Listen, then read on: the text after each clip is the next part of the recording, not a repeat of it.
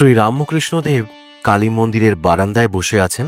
তার চোখে এক অদ্ভুত গভীরতা, যেন তিনি সমস্ত জগতের কষ্ট নিজের হৃদয়ে ধারণ করেছেন।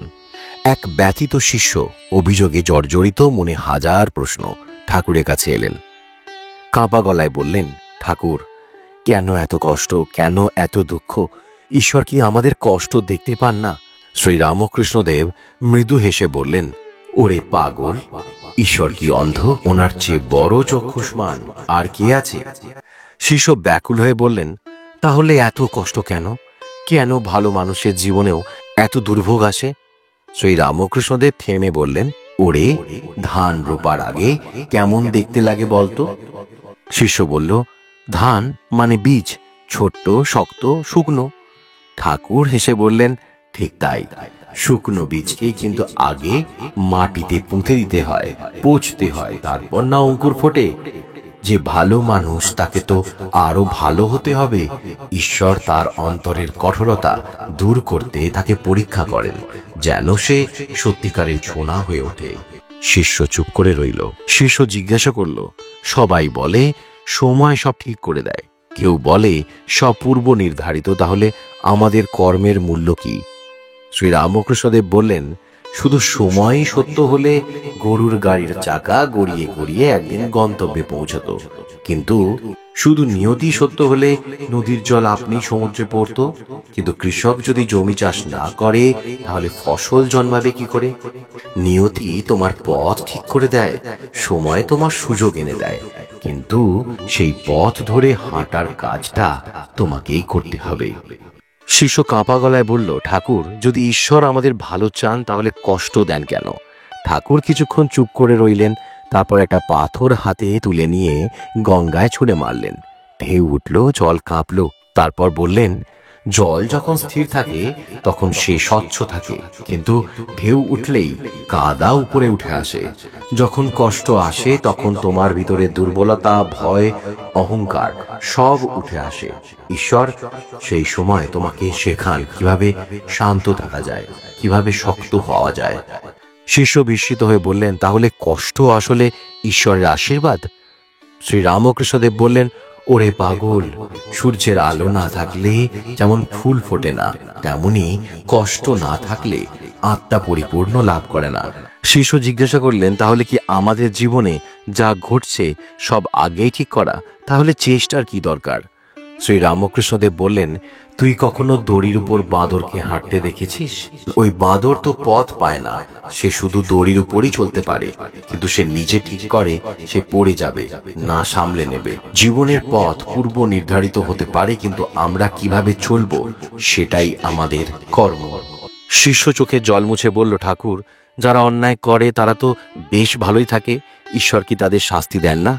ঠাকুর মৃদু হেসে বললেন, ওরে, অন্ধকারে তুই যদি আগুন ধরাস সেটাকে ছোট মনে হবে, কিন্তু দিন আসার পর দেখবি সেই আগুনই কি বিশাল। অন্যায়ের শাস্তি সময়ের সাথে আসে, যেমন বীজ মাটিতে পুঁতলে তা চুপচাপ পড়ে থাকে, কিন্তু একদিন বিশাল বৃক্ষ হয়ে ওঠে।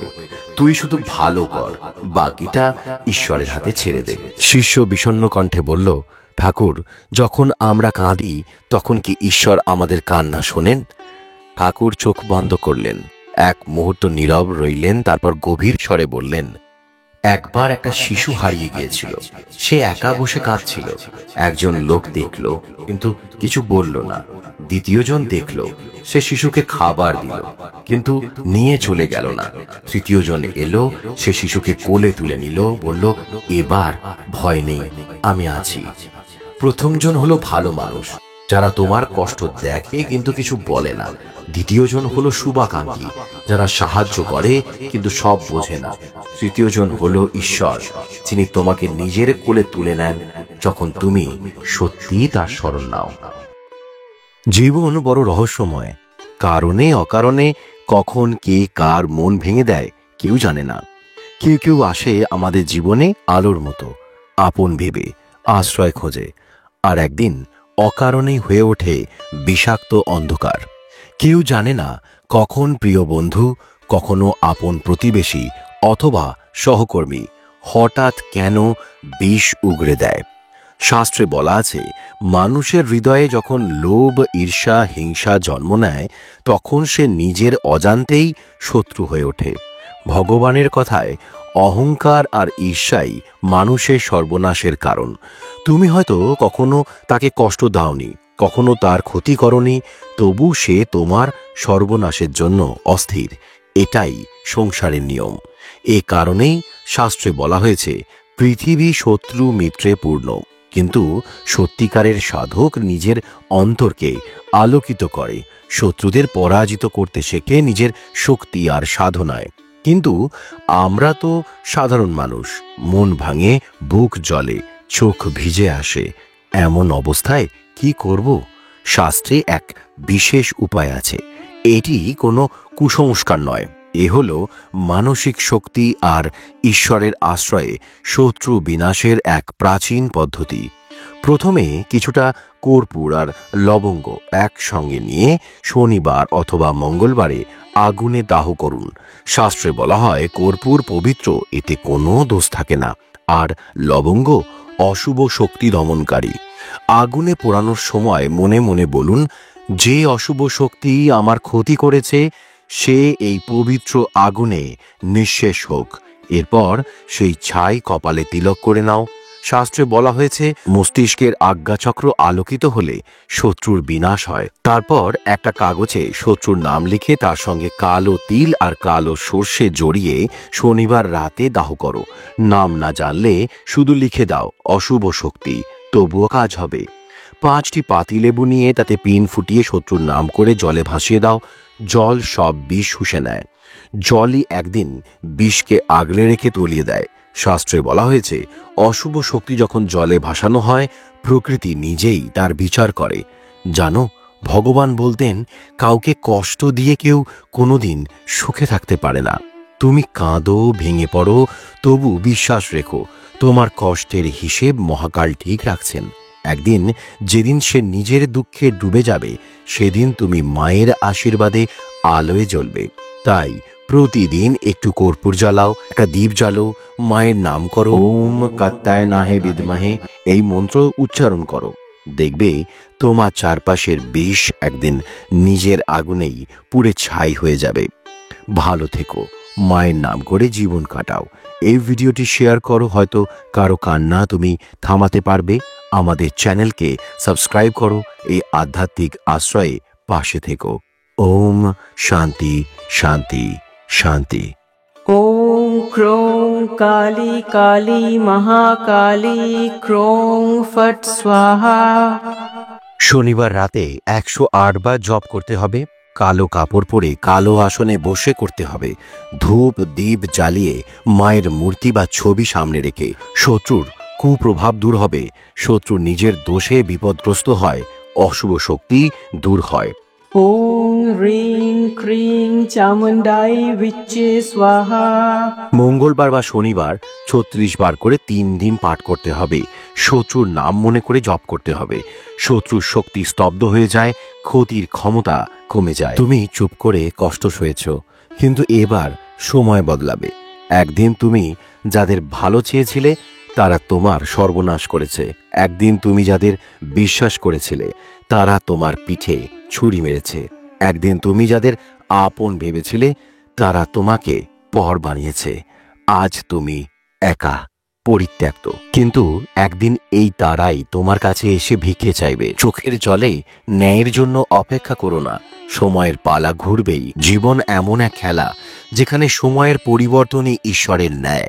আজ যারা তোমার আশ্রয় কেড়ে নিয়েছে তারাই একদিন নিজেদের আশ্রয় হারাবে। আজ যারা তোমার খুশি কেড়ে নিয়েছে তারাই একদিন তোমার কাছে একটু শান্তির জন্য কাঁদবে। আজ যারা তোমাকে তুচ্ছ করেছে তারাই একদিন তোমার চরণে মাথা নত করবে। কিন্তু এর জন্য তোমাকে শক্ত হতে হবে, তোমাকে কিছু বিশেষ নিয়ম মানতে হবে, যা আজ থেকেই শুরু করতে হবে। রাতে শোবার আগে এই 3টি কাজ করো, শত্রুরা তোমার পায়ের নিচে আসবেই। 1. প্রদীপ জ্বালাও, শত্রুর অহংকার পোড়াও। প্রতিদিন রাতে ঘুমানোর আগে একটি ঘিয়ের প্রদীপ জ্বালাও। আগুন শক্তির প্রতীক, এটি ন্যায় প্রতিষ্ঠা করে। প্রদীপের সামনে বসে বলো, হে ঈশ্বর, যাদের জন্য আমার জীবনে অন্ধকার নেমে এসছে, সেই অন্ধকার তাদের দিকেই ফিরে যাক। 2. মন্ত্রের শক্তি জাগাও, শত্রুকে দুর্বল করো। 108 বার উচ্চারণ করো এই মন্ত্র। ওং নমো শত্রু নাশায় বিদ্মহে কাল ভৈরব ধীমহি তন্যা রুদ্র প্রচোদয়াৎ। এই মন্ত্র শত্রুদের শক্তি নষ্ট করে এবং তাদের নিজেদের ফুলের ফাঁদে ফেলে দেয়। 3. চোখের জল শত্রুর ভয় সৃষ্টি করবে। আজ যে কষ্ট তোমাকে কাঁদাচ্ছে সেটাই তোমার সবচেয়ে বড় অস্ত্র। চোখের জলে বলো, হে ঈশ্বর, আজ আমার চোখের জল ন্যায় প্রতিষ্ঠার আগুন হয়ে উঠুক। তোমার কষ্টই একদিন তোমার শক্তি হবে, আর শত্রুরা নিজেরাই তোমার সামনে এসে ক্ষমা চাইবে। 3 দিনের মধ্যে ফল পাবে। প্রথম দিন শত্রুরা অস্থির হয়ে পড়বে। দ্বিতীয় দিন তাদের নিজেদের বিপদ আসবে। তৃতীয় দিন তারা নিজেরাই তোমার সামনে এসে তোমাকে সম্মান জানাবে। তোমার সাথে যা হয়েছে তা ভগবান দেখেছেন। আজ তোমার চোখের জল পড়ছে, কিন্তু শীঘ্রই তোমার শত্রুরাই কাঁদবে আর তুমি বিজয়ী হবে।